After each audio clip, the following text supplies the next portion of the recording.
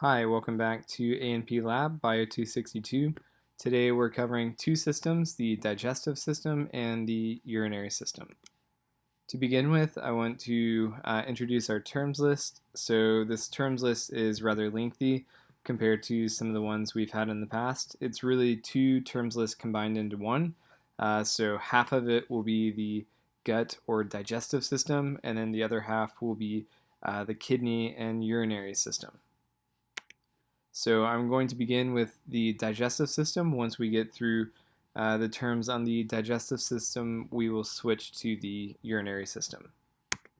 So to begin with, the digestive system really has two main components, the gastrointestinal tract and the accessory organs that will be eating and digestion. So the gastrointestinal tract, this is a continuous muscular tube that's running from mouth to anus. Technically, the food inside the gastrointestinal tract will be external to the body. So you can think of this as like a donut. So if you were to put your finger in the middle of a donut, it's still outside the donut.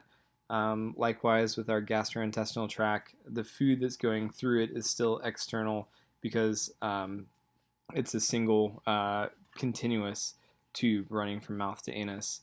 The function of the gastrointestinal tract is to provide nutrients to the body. So we are taking food in and then absorbing and acquiring nutrients from the food. Components of the gastrointestinal tract will be the mouth, pharynx, esophagus, stomach, and small and large intestines. And then the other component of the digestive system will be the accessory organs. So these will be aiding in digestion, but they're not directly part of the gastrointestinal tract. And these will be the teeth, the tongue, the salivary glands, liver, gallbladder, and pancreas. For functions of the digestive system, we begin with ingestion. So our mouth is used to get food into the digestive system. Then the muscular portion, the muscularis of the gastrointestinal tract, will propel the food along the GI tract through peristalsis.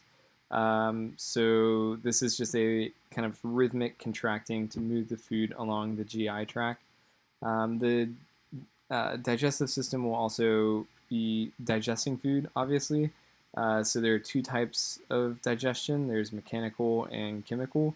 Mechanical, this would be like the stomach actually physically contracting and breaking the food down into smaller pieces. And then chemical digestion would be through the use of enzymes that will catalyze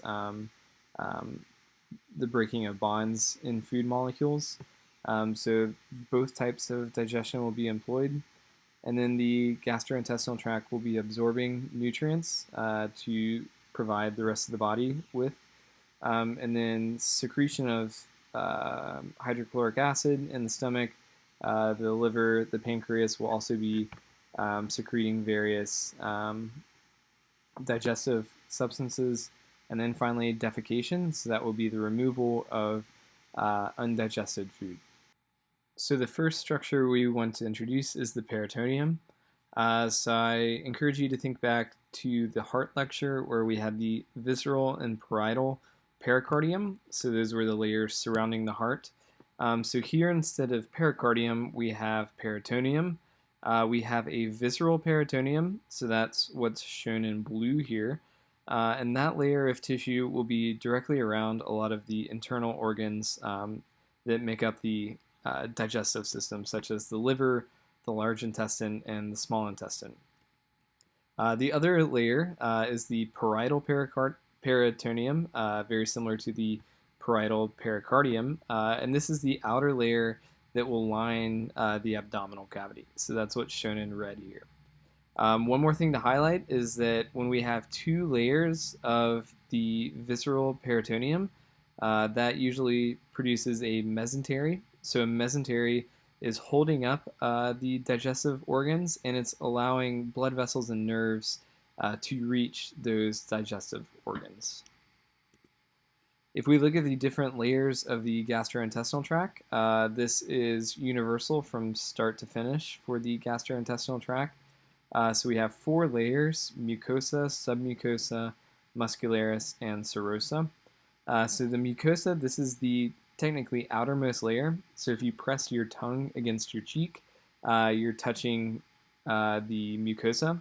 So that's the layer that will be in direct contact with the food that we consume.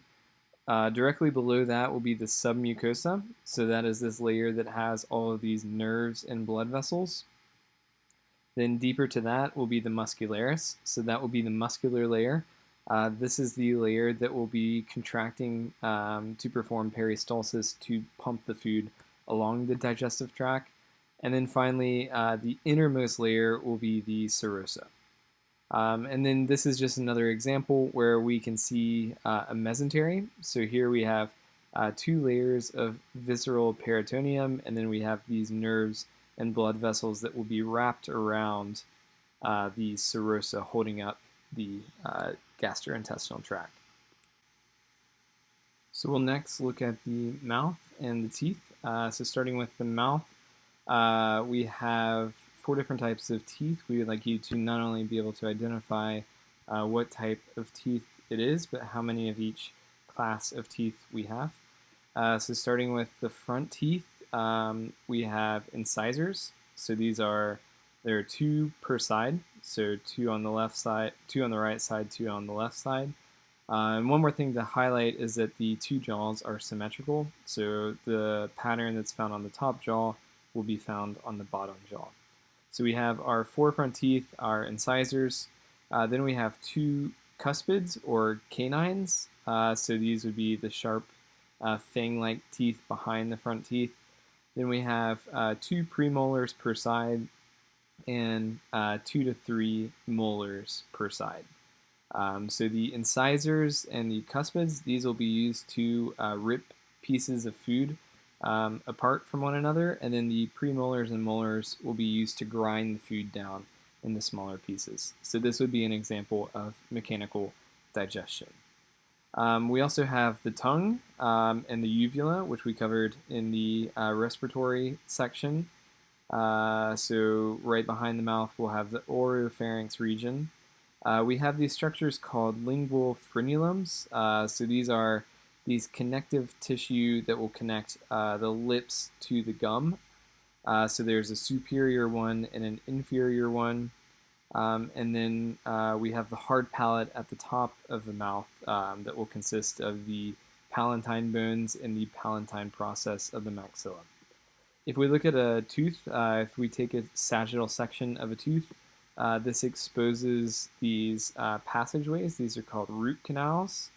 So these will be carrying blood vessels to provide blood for the tooth.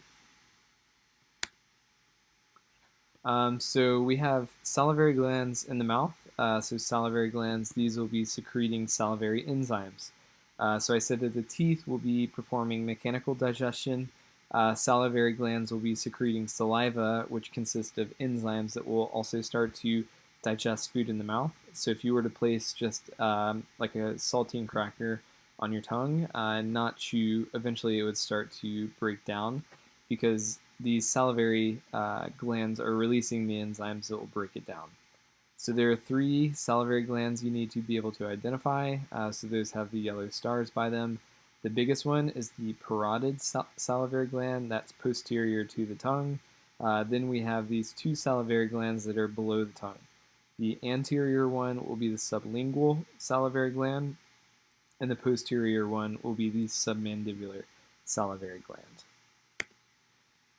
It's very easy to confuse tonsils with salivary glands. They're found in similar locations, but they're performing completely different functions. So the tonsils are really part of the lymphatic system. So this is part of our immune system.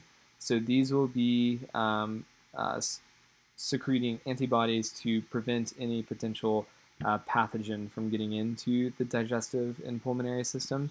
So we have three different tonsils we would like you to identify. The first one is the superior one. This is called the pharyngeal tonsil up in the nasopharynx region. Then we have the palatine tonsils. So these are in the oropharynx region, and the lingual tonsils, which are really connected to the tongue. So kind of at the posterior end of the tongue. So after food has entered the mouth, it will then pass through the esophagus. So this is just a long, hollow part of the gastrointestinal tract that will transport food down to the stomach. But this provides us with a good place to reemphasize peristalsis. So this is where we have the muscularis layer of the gastrointestinal tract that will be pumping or contracting, and these contractions are responsible for pushing the food along the digestive tract. Okay, so after the esophagus, we reach the stomach. So the stomach is going to be performing two types of digestion, chemical and mechanical. It's performing chemical by secreting hydrochloric acid that will be lowering the pH to break food down, and it will be physically contracting to perform mechanical digestion. There are four main regions of the stomach that we would like you to identify. The first region is where our esophagus meets the stomach. So this region is called the cardia. The majority of the stomach is termed the body. Then the inferior region at the very end will be the pyloric region, and then the superior portion of the stomach will be the fundus. So we have cardia, body, pyloric, and fundus as our four main regions of the stomach. There are two curvatures. There's this lesser curvature that will be more medial, and the greater curvature, which will be more lateral. The stomach has these folds. These folds are called rugae. These allow the stomach to expand. So when the stomach is empty, these will be very prevalent, but as more and more food gets added to the stomach, these will continue to expand, kind of like a balloon being blown up. One more thing I would like to highlight in this image is that we have two sphincters. So in this lecture, one thing we like to highlight is that we have 5 sphincters that will be regulating flow of digestive material through the digestive system. So you need to be able to identify not only where they are, but what order they come in. So the very first sphincter is called by several names. It's where we have our connection between the esophagus and the stomach. So one term would be the lower esophageal sphincter. Another term would be the gastroesophageal sphincter. And then a final term would be the cardiac sphincter. So all 3 of these refer to the same sphincter. Whenever this is closed, food cannot enter the stomach, and it cannot leave the stomach into the esophagus. If you've ever had heartburn, or if you know anyone who has heartburn, that's due to the cardiac lower esophageal sphincter not properly closing and hydrochloric acid spilling back into the esophagus. So the next sphincter will be at the other end of the stomach. This is the pyloric sphincter. This is going to be regulating digestive material flowing from the stomach into the first region of the small intestine called the duodenum. So cardiac sphincter and pyloric sphincter are first 2 sphincters for the digestive system. Next, we have the small intestine. So the small intestine has 3 primary regions. First, as I just mentioned, is the duodenum. So this is what is directly attached to the stomach. Then the middle region will be the jejunum, and then the final region will be the ileum. The functions of the stomach will include mixing and propelling food, and this is also one of our primary sites of nutrient absorption. So this is where most of the food that is being broken down will be absorbed into the bloodstream. So here's another image of the small intestine. Here we're able to actually see inside the small intestine to get a sense of what the inside looks like. So here we have our 4 layers of the GI tract exposed. We have our mucosa that will be in direct contact with the food, the submucosa, the muscularis, and the serosa. So you'll notice that especially the mucosa has a ton of surface area. So if you were to stretch this out, a single human has enough surface area to cover about a tennis court. So there's plenty of area to absorb nutrients in the small intestine. That is made in part due to the circular folds, so that is what's producing these big ridges. Then there are also these little villi, these finger-like projections that are sticking up, also creating more surface area for food to be absorbed. If we move on to the large intestine, large intestine will be the next portion of the GI tract. Water is being reabsorbed and waste is being concentrated in the large intestine. So when the large intestine isn't properly reabsorbing water, that is why diarrhea will be produced. So it's also going to be housing essential bacteria that will be participating in digestion. So if you've ever heard of your gut microbiome, a large portion of that will be housed here in the large intestine, and then it's also going to be secreting mucus and eliminating feces. So just a few macro structures on the large intestine. The inferior region that has the appendix attached to it is called the cecum. Then we have an ascending colon, a transverse colon, a descending colon, a sigmoidal colon, and then finally the rectum. So a couple different regions: cecum, ascending, transverse, descending, and sigmoidal colon, and then finally the rectum, which will house the external and internal anal sphincters. So these are a couple more sphincters in our pathway. So I'm going to jump to the next slide so that we can introduce the third sphincter, and then we'll come back to our fourth and fifth sphincters. So here is a bit more detailed picture of our large intestine. So this is where our small intestine will be meeting our large intestine. So this is our sphincter or valve number 3 in the digestive system that we want you to be able to identify. This is called the ileocecal valve because we're going from the ileum to the cecum. So the ileum in the small intestine to the cecum in the large intestine. So then we have, across all of the large intestine, these little pouches. These pouches are called haustrum, or haustra for plural. So each little pouch would be a haustra.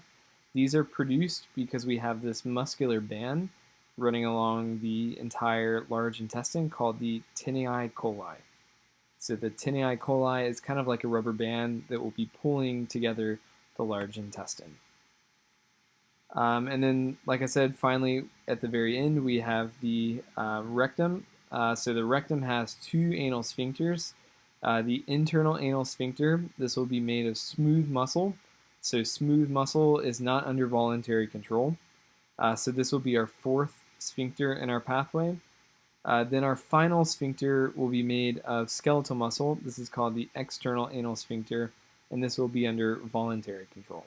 So our 5 sphincters will be the cardiac or lower esophageal sphincter, the pyloric sphincter, the ileocecal sphincter, and then the internal and external anal sphincters.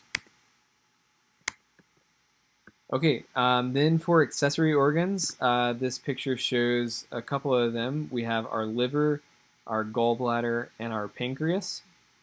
So the liver has several important metabolic functions. For digestion, it's very important for producing bile.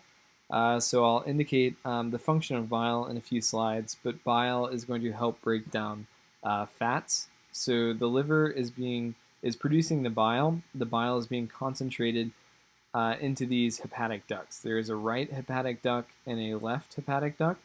Those fuse together to form a common hepatic duct. That common hepatic duct will be fusing together with this duct coming off the gallbladder called the cystic duct. So whenever the common hepatic duct and the cystic duct fuse together, we get the common bile duct. And then the common bile duct will be eventually fusing together with the pancreatic duct. So the pancreas will be producing digestive enzymes that will be released into the small intestine. These are different from the bile being produced in the liver. So the bile will not be classified as an enzyme. Meanwhile, the components that the pancreas is producing will be classified as enzymes. So please just be able to map these different structures that are responsible for bile transport. This is a bit more detailed. So here we've removed the liver, but we can still see the bile structures. So we have our right and left hepatic ducts coming together to form the common hepatic duct, then the cystic duct and the gallbladder. And then after those two fuse together, the common hepatic duct and the cystic duct, we have the common bile duct. The common bile duct will be fusing together with the main pancreatic duct. And then there's a little sphincter at the very end of that pathway that will be opening or closing. So whenever it's closed, nothing will be released. Whenever this structure opens, this will allow both bile and digestive enzymes to enter into the small intestine. So this sphincter is called the hepatopancreatic sphincter, and this is what will be regulating, again, the release of bile and digestive enzymes from the pancreas. There is this accessory pancreatic duct that is independent of the bile system. So this allows digestive enzymes to be released into the small intestine without engaging the bile system. Okay, finally, just to identify what is bile. So bile, like I said, is not an enzyme. Think of it more as a soap. So soap is not breaking things down, it is emulsifying them, it is making them soluble. So bile is really important for fatty foods. So here we have a big chunk of fat that is not accessible to the enzymes that need to break it down. So enzymes are needed to liberate the energy from fat, but if they can't access it because it's balled up into this hydrophobic chunk of fat, they're not going to be able to access it. So bile, this is going to be like a soap or a detergent that will emulsify or make smaller pieces of the fat. And once we have the fat emulsified by bile, then the digestive enzymes have the ability to break down the fat and liberate energy from the fat. So bile, again, this is not going to be an enzyme that will be catalyzing the breaking of covalent bonds. It is just breaking the fat into smaller and smaller pieces that will then be broken down chemically by enzymes. So now we're ready to cover part 2 of our lecture today, the urinary system. So looking at the urinary system, at the beginning it looks very simple because we just have 2 kidneys, 2 ureters, a urinary bladder, and a urethra.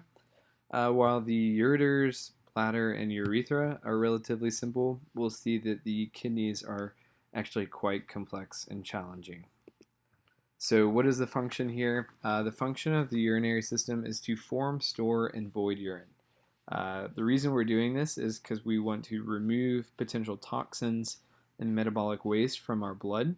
Otherwise, these could do damage to our body if they aren't removed from the blood. So the kidneys are filtering up to 180 liters of blood per day, but we're only eliminating about 0.8 liters to 2 liters of urine per day.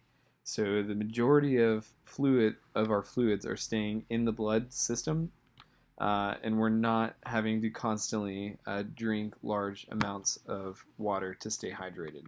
So it's a very efficient system for eliminating metabolic waste without eliminating unnecessary amounts of water. Okay, so here we're looking at a section of the kidney. So this is where the front part has been removed. It's kind of like a coronal section where we're looking into the front of a kidney. The first thing I want to introduce is this area called the renal hilum. So this is kind of like the entrance and exit to the kidney. This is where we'll have our renal artery and renal vein entering and exiting our kidney. We also will have a nerve called the renal nerve coming into the kidney, and then the ureter, which is the tube that will pull urine down to the urinary bladder. So this is kind of like the entrance and exit for the kidney. If we look at the layers of the kidney, the outermost layer is called the capsule. So the capsule is this covering that's surrounding the kidney. Directly below that is this layer called the cortex. So this is the layer that's directly below the capsule. Then the next layer will be the medulla. So the medulla is a very easy area to distinguish because it has these renal pyramids. So these renal pyramids are these triangular shaped structures that terminate with a renal papilla. So this is where urine will be ultimately being produced, and then it will leave from the renal pyramids through this renal papilla into these structures called minor calyces. So these are collecting structures to start to pull together the urine that's being produced. So we have approximately 7 to 8 minor calyces per kidney. Those minor calyces are going to fuse together and form major calyces. So we have 2 to 3 major calyces per kidney. One more thing I want to highlight is that we have our renal pyramids that are part of the medulla, but then we also have a renal column, which is going to be the other part of the medulla.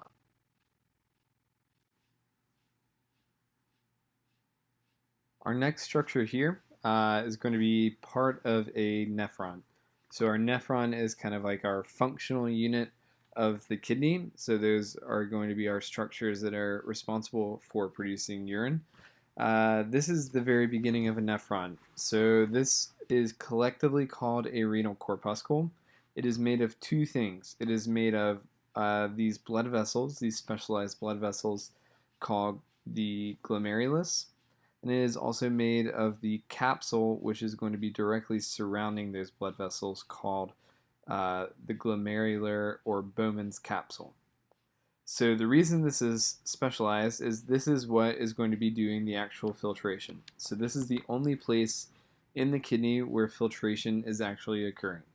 So we have a blood vessel that's entering the renal corpuscle. This is going to be called the afferent arteriole. This is bringing in blood that needs to be filtered. It may have high concentrations of some waste product, such as urea, that needs to be eliminated from the blood system. So it's bringing in blood with a ton of urea, but obviously the blood has other components such as red blood cells, important proteins that we don't want to eliminate from the blood.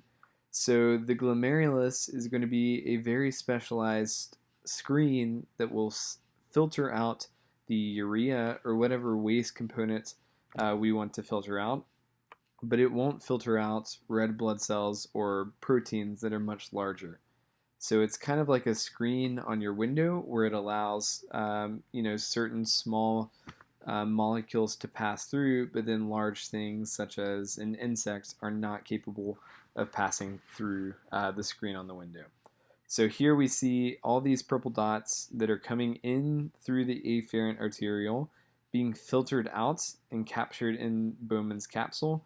Meanwhile, the green proteins are not being filtered out of the glomerulus, and they're remaining in the blood system as it leaves the renal corpuscle through the efferent arteriole. Okay, so here is the rest of the nephron. So we just covered the renal corpuscle, which will be made of the glomerulus and Bowman's capsule.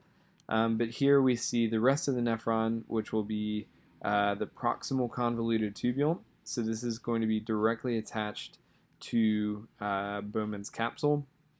Then we'll have the loop of Henle. We'll have the descending limb of the loop of Henle and the ascending limb of the loop of Henle. And then we'll have a distal convoluted tubule and a collecting duct. So here are the general functions of these different components. Don't worry too much about the functions. First, really try to identify what these different structures are. It's going to be a bit more confusing because in other images, they'll be closer representing actual human anatomy, and these structures will be overlaid with one another. So right here, we're showing nephrons that have kind of been pulled apart, but as you'll see, a nephron is actually going to be kind of overlapping with itself. So these are just the general components of the nephron. The rest of these structures are working with the filtrate and trying to adjust it to a point where we're not eliminating a ton of water, but we're eliminating whatever waste product needs to be eliminated, whether it be additional salt that doesn't need to be in the body or a potentially toxic compound like urea. This slide is arguably the most challenging slide that we're going to cover today. The reason it's so challenging is we're looking at the blood vessels of the kidney, which are going to be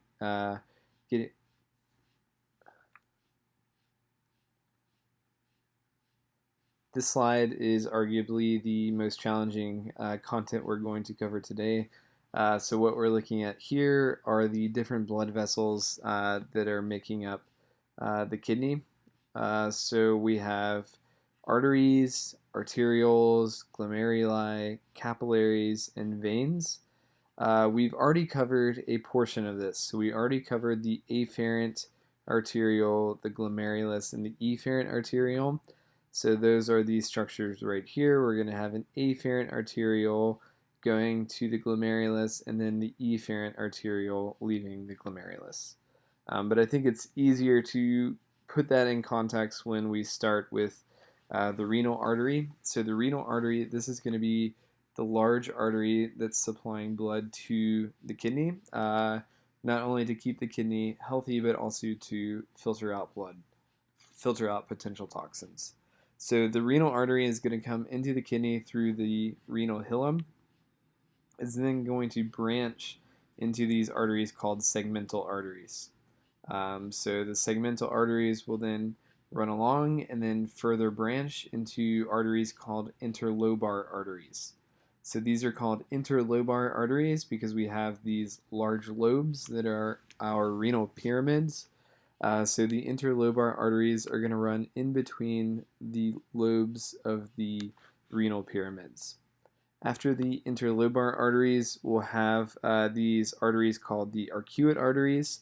So these are named because they kind of look like an arch. So if you think of the St. Louis arch, these kind of represent that arching structure where they're going over top of a renal pyramid.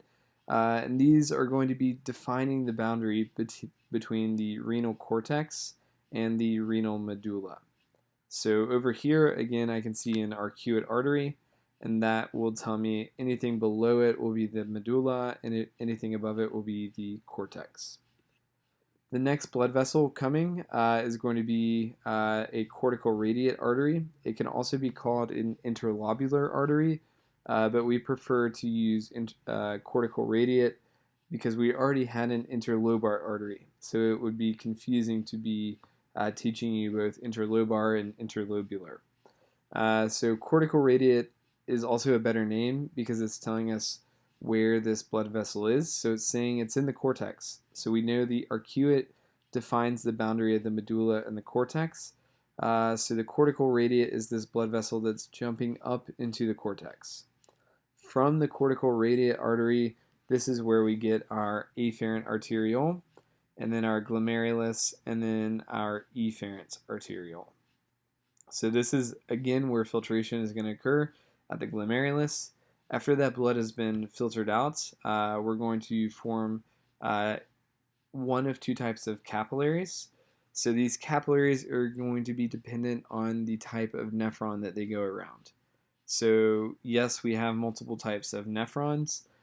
Just know that the cortical nephrons, these are going to be primarily in the cortex, and then these nephrons that are called juxtamedullary nephrons, these are going to be going down deeply into the medulla. So juxtamedullary means it's going to be beside the medulla. Cortical means it's primarily in the cortex. So then after the efferent arteriole, blood can go through the peritubular capillaries. So these are going to be these capillary beds that are around cortical nephrons, specifically around the convoluted tubules of the cortical nephrons. The other passage blood can take after the efferent arteriole would be through the vasa recta. So the vasa recta is this capillary bed that is directly around the loop of Henle on a juxtamedullary nephron. So regardless of the pathway, after these capillary beds, blood will then enter back into a cortical radiate vein, which is going to be running right beside the cortical radiate artery. So it will enter into a cortical radiate vein. After the cortical radiate vein, it will pass through an arcuate vein going right beside an arcuate artery, then an interlobular vein, an interlobar vein going by an interlobar artery. We don't have a segmental vein. We'll have structures that are going to be in a similar location, but we're going to jump straight from an interlobar vein to the renal vein. So a couple of these are conserved with the arteries.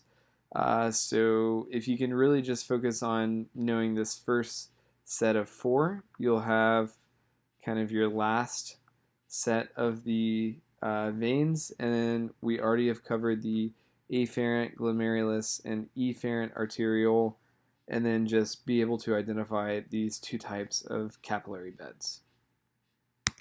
Then the final structures for the urinary system are visible here. So after urine is formed, and it enters into the minor calyx and then the major calyx and then eventually through the ureter, those ureters are going to transport the urine down to the bladder. So the bladder is going to be the storage vessel that will hold urine until it's appropriate to be voided.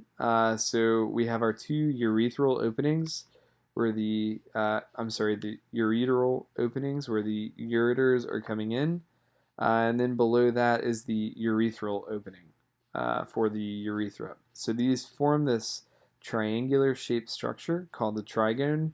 This structure is going to have stretch receptors that will be detecting how full or empty the bladder is, and they will be communicating with the brain to alert it how full or empty the bladder is. The bladder has this muscle called the detrusor muscle, making up most of the tissue, and this is the muscle that will be contracting to push urine out of the bladder. When it's going through the urethra, there are going to be two sphincters that will also be regulating if urine can pass or not. The first is the internal urethral sphincter. This will be made of smooth muscle. So we remember with the anal sphincter, smooth muscle means that it's under involuntary control. That means you can't consciously contract this muscle. Meanwhile, the second type of sphincter is the external urethral sphincter, and this is going to be made of skeletal muscle. So that will be, again, consciously capable of control. So you can think and produce a contraction for the external urethral sphincter. So that concludes all of the structures for the urinary system. Again, I think the blood vessels are the most challenging, but if you can chunk it into a few pieces, then you'll be able to approach it much more successfully.